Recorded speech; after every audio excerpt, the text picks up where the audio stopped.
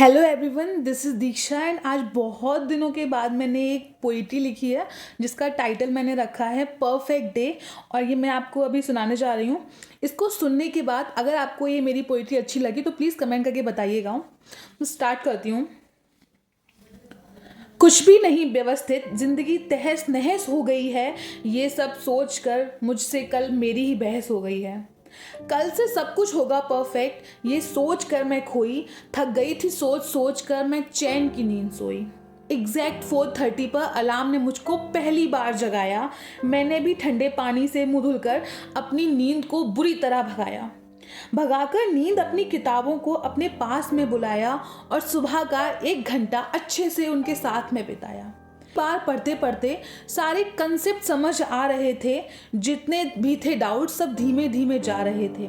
कितना कुछ किताबों में मैं आज तक ना समझ पाई। शायद जिंदगी में पहली बार की मैंने पढ़ाई। आज तक एग्जाम्स में क्वेश्चन आउट ऑफ सिलेबस है ये कहकर खुद को समझाया।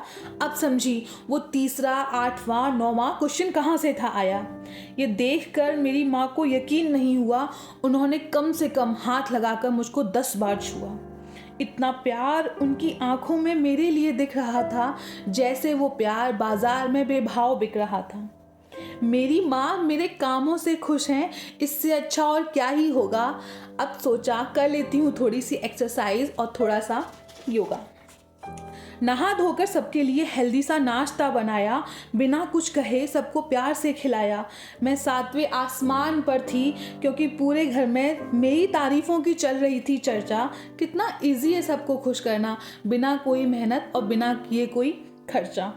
काम वाली आंटी की छुट्टी, खुद सारी कर डाली सफाई। सिर दर्द हो गया तो खाली छोटी सी दवाई। इतना कुछ करने के बाद पूरा दिन था मेरे पास। 1 घंटा ही तो पड़ी थी, हुआ ये एहसास। टीवी, मोबाइल, कंप्यूटर, इन सबको किया टाटा। ये सब फालतू की चीज़ें हैं, खाते हैं मेरा माथा।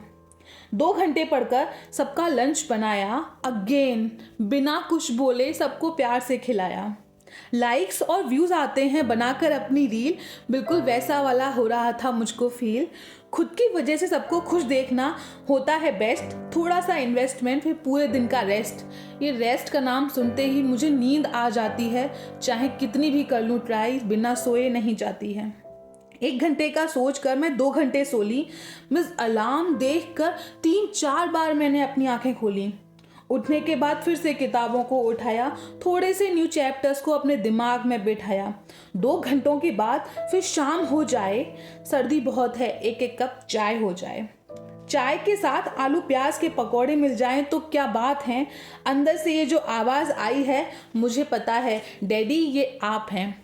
अपने हाथों से गर्मा गर्म पकौड़े और चाय बनाई। सब साथ में उनकी गपशप, हंसी मजाक और लड़ाई।